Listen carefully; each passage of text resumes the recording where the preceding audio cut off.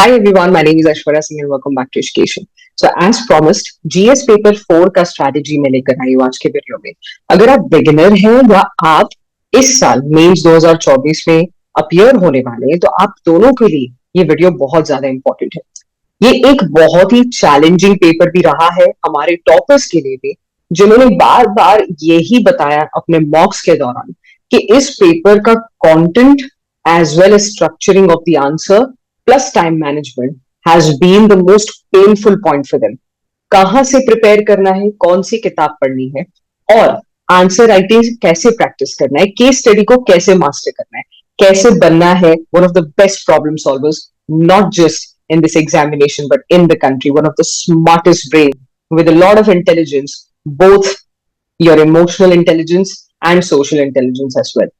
So, first of all, I want you to understand the purpose and challenges of this paper.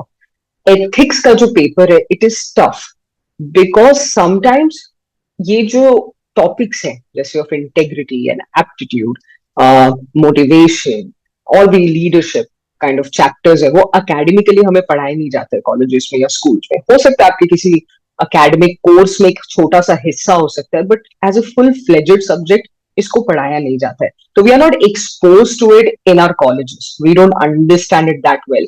बाकी जो subject है school level या college level पे हमने थोड़ी बहुत पढ़ाई की होती है, हमें थोड़ा बहुत आइडिया भी होता है, बट इसके बारे में it's a little mysterious like that. इसको अच्छे से समझना होगा, जो मॉरल थिंकर्स है उनका पर्सपेक्टिव समझना होगा ऑन मोटिवेशन, उन्होंने क्या थियरीज दी है उसे पढ़ना होगा, जिससे स्टैटिक पोर्शन जो अबाउट 30% पोर्शन है वो कवर हो जाता है. जो 70% है वो केस स्टडी बेस्ड या प्रॉब्लम सॉल्विंग बेस्ड क्वेश्चंस होते हैं. And the other important challenge याद आया मुझे उसी से, दैट ये सब्जेक्टिव पेपर क्यों बन जाएगा, सबसे ज्यादा डिफिकल्ट भी है even for the examiner to check it, because एक कोई स्टैटिक या परफेक्ट आंसर नहीं है किसी क्वेश्चन का. इसका आंसर बस यही है दैट आपको बहुत अच्छे से रियलिस्टिकली एक प्रॉब्लम को सॉल्व करना है, उससे डील करना है, चैलेंज को सॉल्व करने की कोशिश करनी है with all the knowledge that you have, उसको अप्लाई करके एज अ ब्यूरोक्रेट. इसमें आपका जो आईक्यू है, इंटेलिजेंस है, जो आपका इमोशनल कोशेंट है, ये सारी चीजें एक बहुत इंपॉर्टेंट रोल प्ले करती है, जो इस पूरे एग्जामिनेशन की जर्नी के दौरान बहुत ज्यादा काम आती है.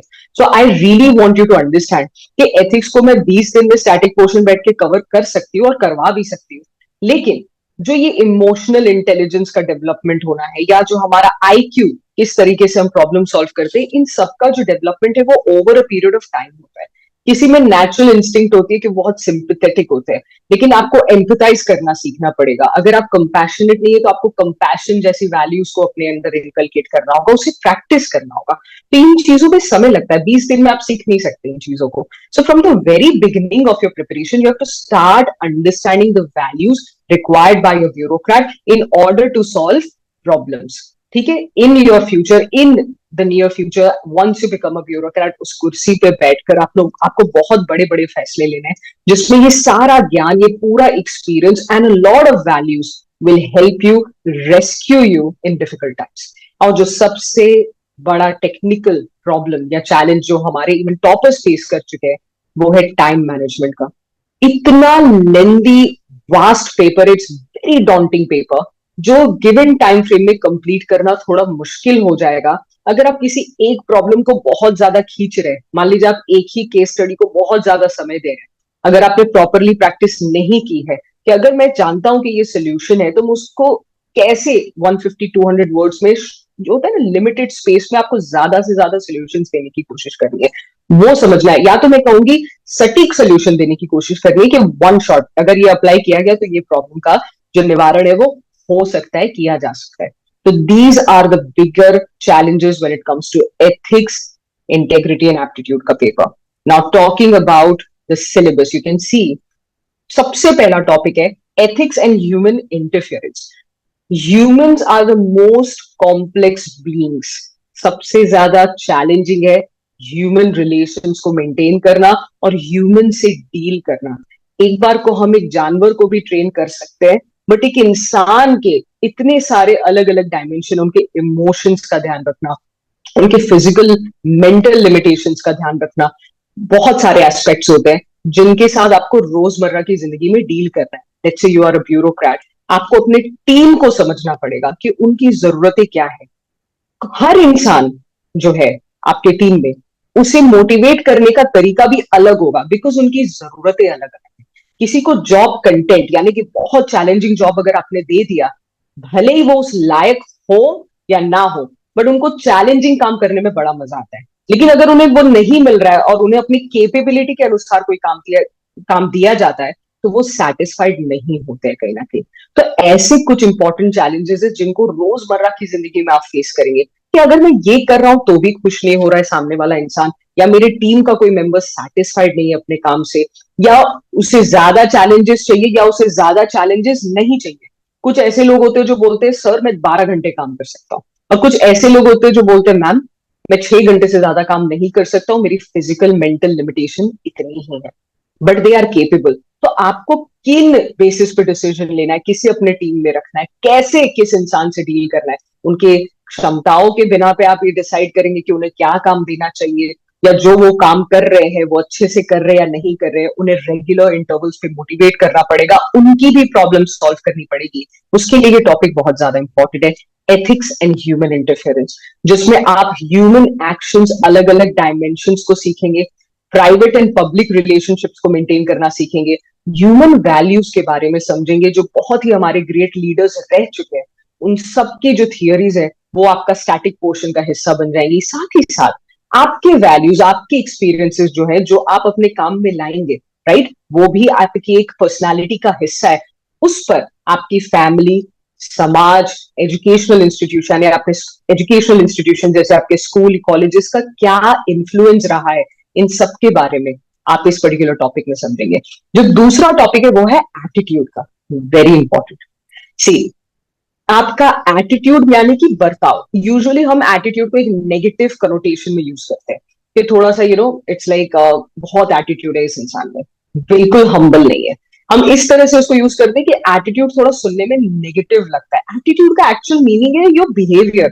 आप अंदर से जैसे, बाहर से आप कैसे अपने आप को दिखा रहे, कैसे जता रहे, कैसे दर्शा रहे हैं लोगों के सामने, दैट इज एटीट्यूड।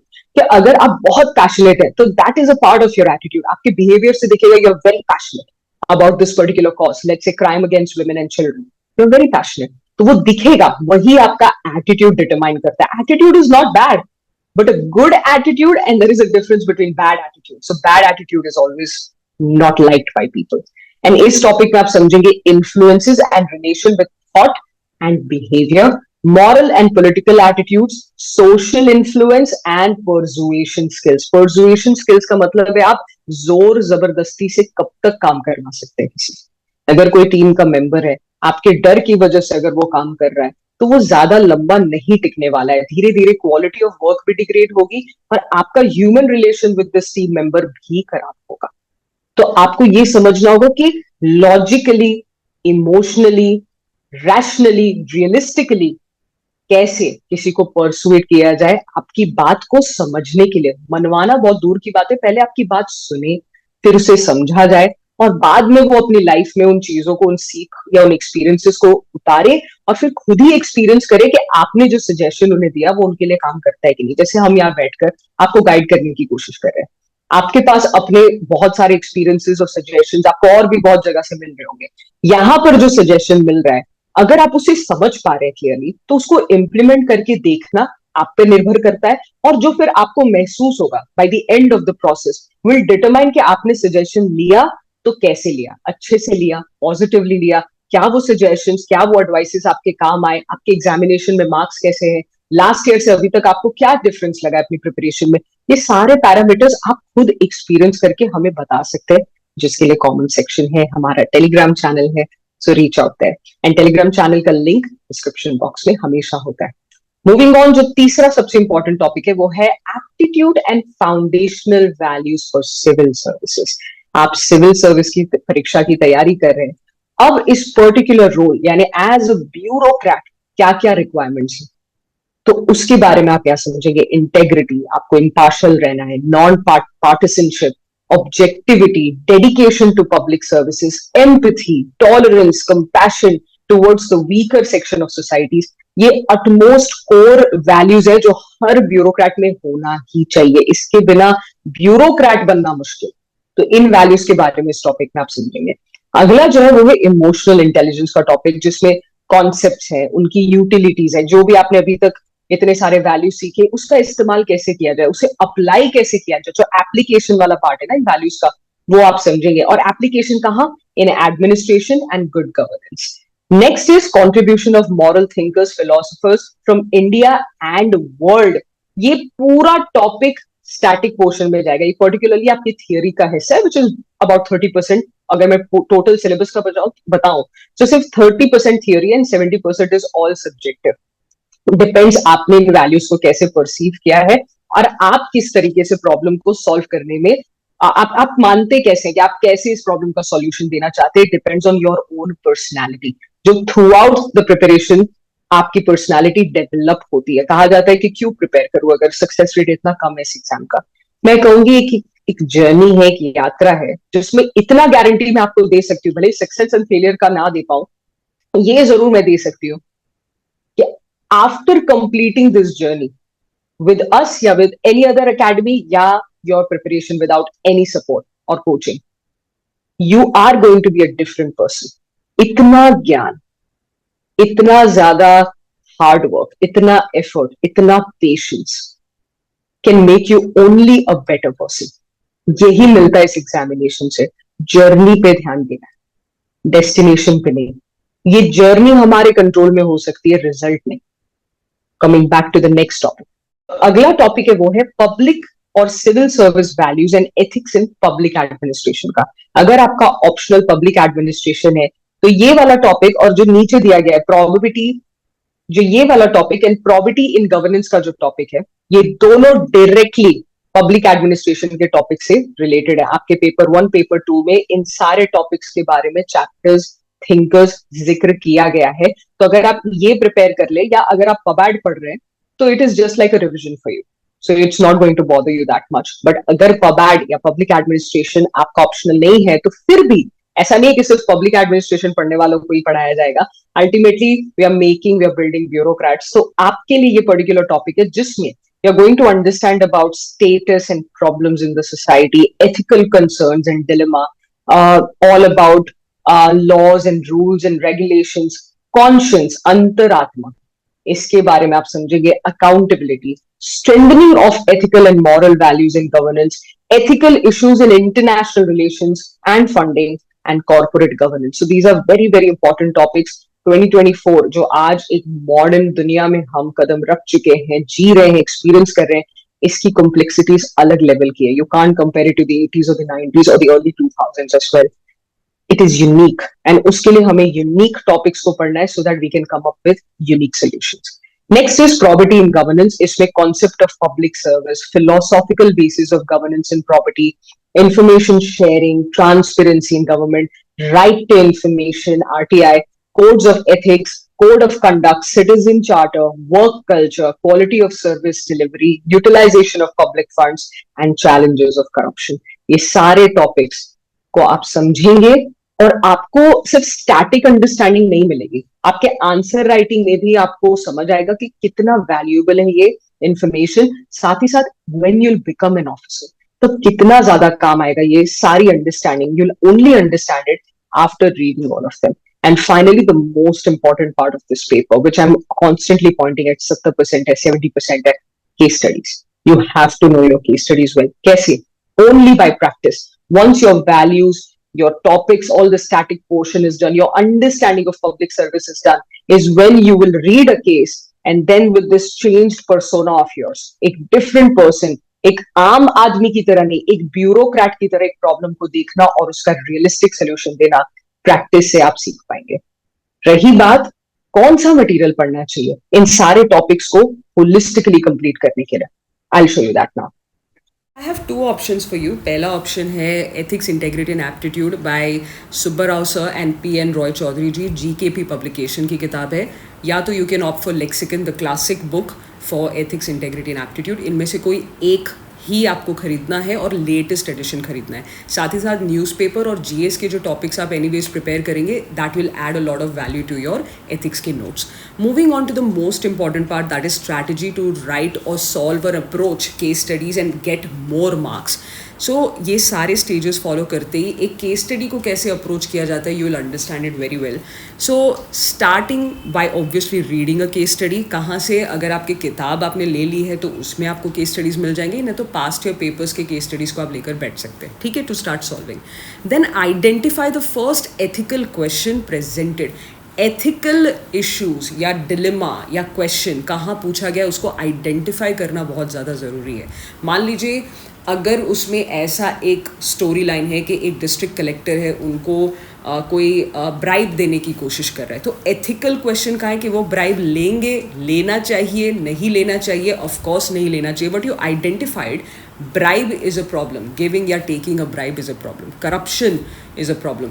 So एक डिस्ट्रिक्ट कलेक्टर स्टेक होल्डर हो गया, यानी कहानी का मेन जो पात्र है, और उनके सामने जो डिलेमा है वो है कि मुझे ये लेना चाहिए, कैसे इस पर्टिकुलर स्थिति से स्मार्टली बाहर निकलना चाहिए. सो आपने एथिकल जो प्रॉब्लम है, इशू है, उसको आइडेंटिफाई कर लिया along with the stakeholder. Further you have to understand these facts and the need of the stakeholder. कि डिस्ट्रिक्ट कलेक्टर को अब एक फैसला लेना है कि उन्हें ब्राइब नहीं लेना है एंड कैसे स्मार्टली वो इस सिचुएशन से बाहर निकल सकते हैं. So you have to brainstorm various options. बहुत सारे ऑप्शंस आपको लगा के देखना पड़ेगा कि कैसे इस स्थिति से निकला जाए. प्रोज एंड कॉन्स का जो पैरामीटर है उस पर आपको वे करना होगा कि मुझे ये ऑप्शन लेना है, मान लो ऑप्शन ए सही है या बी सही है. उसके बाद test your own options in your own mind to see कि लॉजिकल और एथिकल दोनों का ब्लेंड है क्या मेरा रिस्पॉन्स. फर्दर आपको एक्सप्लेन करना होगा either options, either suggestions, either actions जो वो पर्टिकुलर स्टेक होल्डर आपके अनुसार लेगा या उसे लेना चाहिए. And then finalize the actions as you think is right. उसके ऊपर एक बार और सोच के रिफ्लेक्ट कीजिए and write it down in a coherent manner. This is how you approach case study. Ethics की प्रिपरेशन अगर 2024 के मेंस के लिए आप कर रहे हैं तो आपका स्टडी स्केड्यूल आपके सामने है. प्रीवियस वीडियो में भी मैंने मेंशन किया था कि आपको शुरू करना होगा एथिक्स के पेपर के साथ, अगर आपने बिल्कुल भी उसमें कोई भी तैयारी अभी तक नहीं की है तो.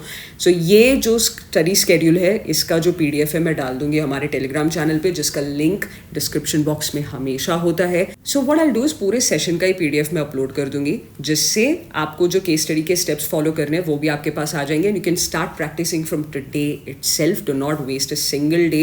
Start practising 2 to 3 case studies on a regular basis आज ही से, और अपना स्टैटिक पोर्शन भी आपका तैयार होते जाएगा एंड साइमल्टेनियसली केस स्टडी भी प्रैक्टिस होते जाएगा. मेक श्योर एक्यूरेसी पे आपका ध्यान सबसे ज़्यादा है. स्पीड प्रैक्टिस से अचीव किया जा सकता है. I hope the video was helpful. I see you in the next one and we are going to start Prarambh series का polity ka session. The sessions are going to be very interesting. Sure you subscribe the channel, like the videos and turn on the post notification so that you get a notification जब भी video upload हो जाएगा. I'll see you in the next one.